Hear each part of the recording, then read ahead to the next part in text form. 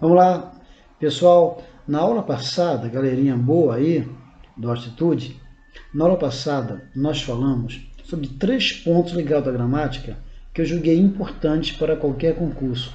Vamos continuar nessa ideia de dar bizu, né, de assuntos que são complexos, mas a gente dá de forma reduzida, mas pontos cruciais dentro do assunto.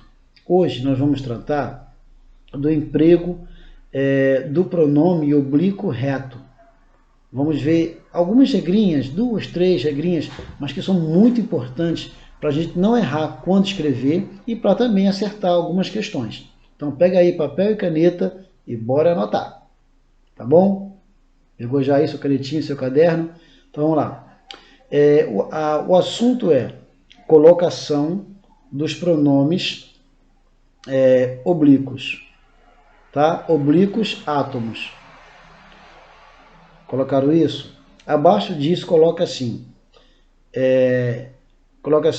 Quais são os oblíquos átomos? Eu vou dizer para vocês. É o me, o te, o se, o nos, o vos, o a, o lhe e no plural os, as, lhes. Esses são os pronomes oblíquos átomos. Tá? A questão agora é como aplicá-los, como usá-los quando for escrever ou no concurso. Primeira regra básica para isso é: não pode usar nenhum desses pronomes oblíquos átomos no começo das frases. A gente não inicia oração com pronome oblíquo. Então põe assim, regra 1. Não inicia a oração com pronome oblíquo. Esses oblíquos átomos, né? O me, o te, o se, o a, o lhe, o nos, o vos, ou no plural, os, as, lhes. A gente não usa esses pronomes no começo de frase. Apesar de todo mundo usar quando fala tal, a gente não vai usar isso na redação, não vai usar isso. E no concurso, se for uma questão objetiva, a gente já sabe que não pode se aparecer o me, o te, o se, o nos, o vos, o a, o lhe. No começo da oração, a gente já sabe que está errado. Beleza? Então vamos lá. Segunda regra importante. Regra dos atratores. Escreve aí. Segunda regra, regra dos atratores. O que são os atratores? São alguns elementos, algumas palavrinhas que vão obrigar o pronome oblíquo átono a ficar antes do verbo. Todo mundo se perguntou assim: qual é o certo? Ele me disse ou ele disse-me? Não é assim? Quando me disserem ou quando disserem-me. Então tem umas regrinhas básicas que nós precisamos saber para resolver algumas questões de concurso ou para a gente não errar quando for escrever na redação. Então vamos lá. Já escreveram aí, né? Regra dos atratores. Agora põe uma lista de atratores um abaixo do outro. Primeiro atrator aí, advérbios. Advérbios. Então, todo advérbio é um atrator. Coloca exemplo. Vou usar o quando, indicando tempo, né? Quando me ensinares a verdade. Quando me ensinarem a verdade. Beleza? Então, sublinha o me. O me está antes do verbo ensinar. Por que está antes do verbo ensinar? Porque o quando trouxe o me para antes do verbo. Então, a primeira regrinha é advérbios. Na outra linha, coloca aí. A outra é conjunções subordinativas. Então, quando eu tiver advérbios, eu coloco o pronome antes do verbo. Quando eu tiver conjunções subordinativas, eu também coloco o advérbio antes do verbo. O advérbio, coloco o pronome oblíquo antes do verbo. Bora voltar lá para os advérbios? Eu coloquei quando, mas podia ser não, que é um advérbio de negação, podia ser nunca. podia ser hoje, podia ser ontem, que é advérbio.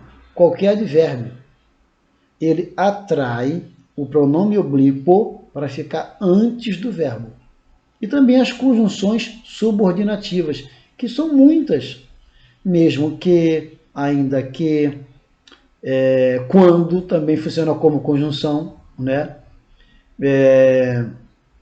Embora,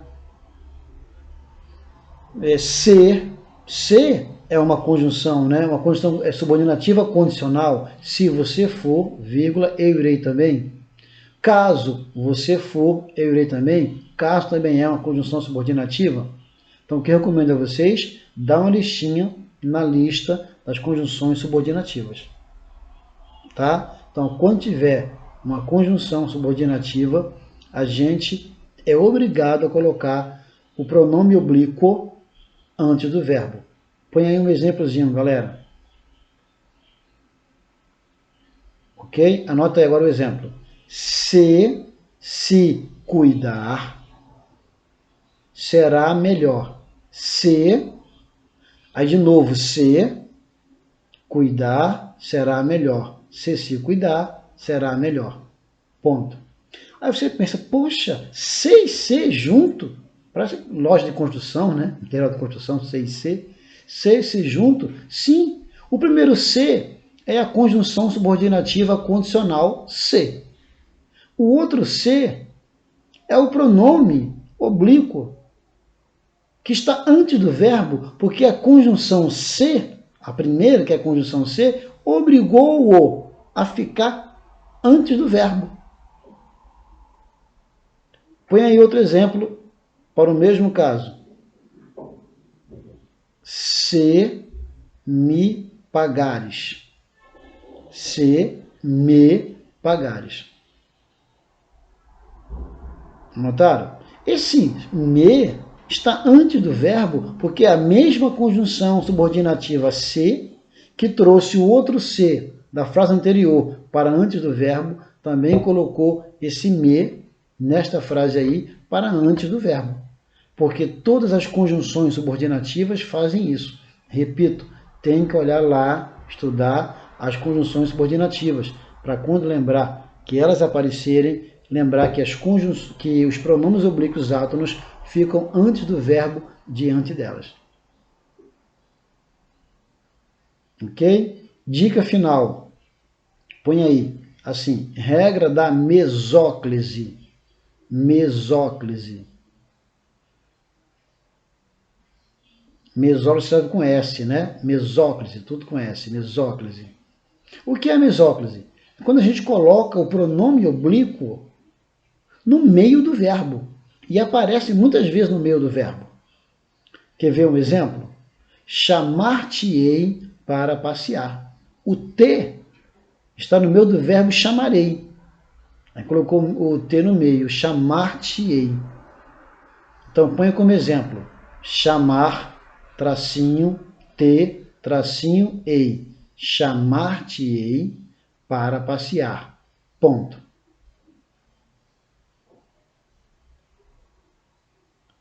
Por que é que esse pronome oblíquo, T, sublinha o T, está no meio do verbo? Porque o verbo está no futuro. Então a regra é assim: verbo no futuro exige mesóclise. Verbo no futuro exige mesóclise.